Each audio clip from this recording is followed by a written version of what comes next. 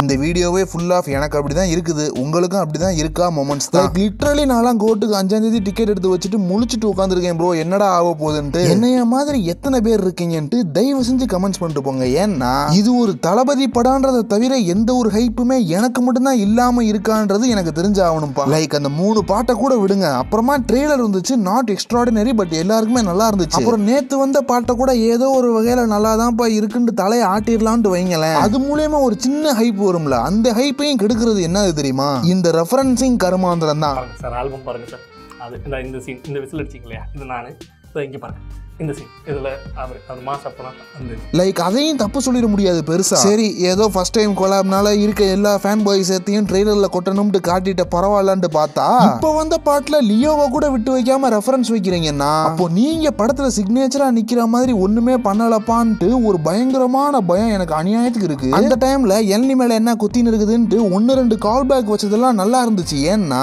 அதுக்கு மேல ரெஃபரன்ஸ் வைக்க இடம் இல்லாத அளவுக்கு கண்டென்ட் இருந்துச்சு. இப்போ இந்த படத்துல மட்ட சாங்ல எதுக்கு இப்படி ஆடுறானுங்க தெரியல, விசில் போடல எதுக்கு இப்படி ஆடுறானுங்க, அந்த கேரக்டர் என்ன ஒன்னும் தெரியல. இதுவே வாத்தி கம்மிங் எடுத்துக்கோங்களேன், விஜய் சார் ஒரு போதகை வாத்தி கேரக்டர்ல ஆட்டம் போடுறாருன்னு இருந்துச்சு. நாரடி கூட ஒரு பேடாஸான கேரக்டர்ல ஆட்டம் போடுறாருன்ற மாதிரி இருந்துச்சு. இதெல்லாம் விஜய் சார் வந்துட்டு புதுசா ஏதோ ஒரு கேரக்டர் பண்றாருன்றத பார்த்து வர என்ஜாய்மெண்ட் தானே தவிர விஜய் சார கேரக்டர்லெஸ்ஸா விஜய் சாராவே பார்க்கணும்னு எந்த ஒரு ரசிகனும் நினைக்கவே மாட்டான். இதுல லிட்டரலி என்ன டீம் என்ன மேட்ச் யாரு இது எதுக்கு ஆடுறான்ட்டு ஒண்ணுமே தெரியாம அதுல இருக்குது விஜய் சார்ன்றனால சரின்ட்டு பார்க்க வேண்டியதா இருக்கு. ஏன்னா ஃபுல்லா ரெஃபரன்ஸை போட்டு அப்பி வச்சிருக்காங்களே. இன்னும் ஓப்பனா சொல்ல போனா இவங்க பண்ண ப்ரமோஷன்ஸ்ல இருந்து இந்த ரெஃபரன்ஸையும் தோனி ரூமரையும் எடுத்துட்டா சுத்தமா வேற ஒண்ணுமே இல்ல. அப்பப்போ தொங்கி போன ஹைப்பை ஏத்துற மாதிரி விபி அவர்களோட இன்டர்வியூஸும் ஸ்பீச்சும் கொஞ்சம் ஆறுதலா இருக்கு. அந்த ட்ரெய்லர் ரிலீஸ் அப்போ ப்ரொடியூசர் கூட உட்காந்துட்டு நடந்த Q&A இருக்கட்டும், விபியால முடிஞ்ச அளவுக்கு அந்த சோசியல் மீடியா ட்ரெண்டை பெனட்ரேட் பண்ணிட்டு இருந்தாரு அவரோட ஹிலாரியஸ் ஆன்சர்ஸை வச்சு. ஏன்னா எந்த ஒரு பாட்டுமே வைரல்லாம் ஆகல, அந்த பாட்டெல்லாம் யூஸ் பண்ணி போஸ்ட் போடுறதுக்கே கூச்சப்பட்டு இருந்தானுங்க. அப்படிதான் இருந்துச்சு 3 பாட்டும். சரி அதெல்லாம் பரவாயில்லப்பா, விபி ரகளை நல்லா இருந்துச்சுன்னு சொன்னாலும் ஒன்னு எனிவே அது படத்துக்கு சம்பந்தமே இல்லை. அப்புறம் அவரே இப்போ வேற வழி இல்லாம ஸ்பாயிலர் ஸ்கூல்ல இறங்கி படத்தோட இன்டர்வல் அப்படி இருக்கும், லயன் இஸ் ஆல்வேஸ் அ லயன்ல அங்க 3வது ஒரு ஆள் இருப்பான் பாருன்ட்டு அட போங்கடா எனக்கே டிப்ரெஸ் ஆகுதுன்ற மாதிரி இந்த மட்ட பாட்டுல எல்லாம் கடைசியா யுவன் ஏதோ நல்ல பீட்டை பிடிச்சி பிதிக்கிருக்காப்ல ஹைப்ப ஓகேன்ட்டு சொல்லிட்டு உட்கார வேண்டியதான். என்ன பண்றது, எனக்கு என்ன கவலைனா ஒரு விஜய் சார் படம் ரிலீஸ் ஆக இன்னும் 5 நாள் தான் இருக்கு அப்படின்னா சோசியல் மீடியா கண்டிப்பா இப்படியே இருக்காது. அவன் என்னென்ன கிறுக்கு பிடிச்சிட்டு சுத்திட்டு இருப்பான் தெரியுமா. உண்மையான விஜய் சார் பட ஹைப்னா என்ன தெரியுமா?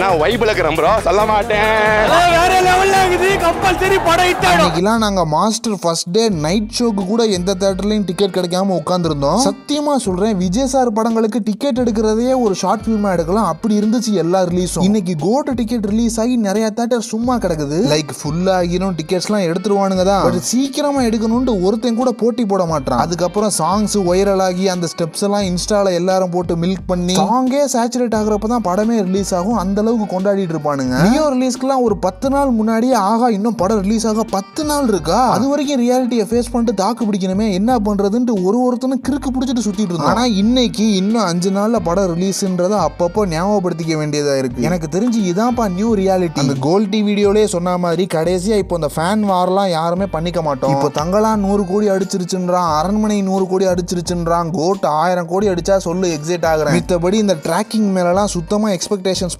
இல்லாம போயிருச்சு. அட எவனுமே சுத்தமா முட்டுன்றதே கொடுக்காம நல்லா இல்லைன்னா ஓப்பனா நல்லா இல்லைன்னு சொல்றான் பாருங்களேன். சீரியஸா சொல்றேன் பாய்ஸ், நம்ம எல்லாரும் மெச்சூர் ஆயிட்டோம். நம்ம ஜெனரேஷன்ல இந்த அனிலிசத்தை ஆரம்பிச்சு நாமளே இப்ப முடிச்சு விட்டோம் மக்களே. இதுக்கு அடுத்து இருக்க ஜெனரேஷன் கை மாத்த விஜய் சாரே வாய்ப்பு கொடுக்காம ஃபீல்ட் அவுட் ஆகுறாரு.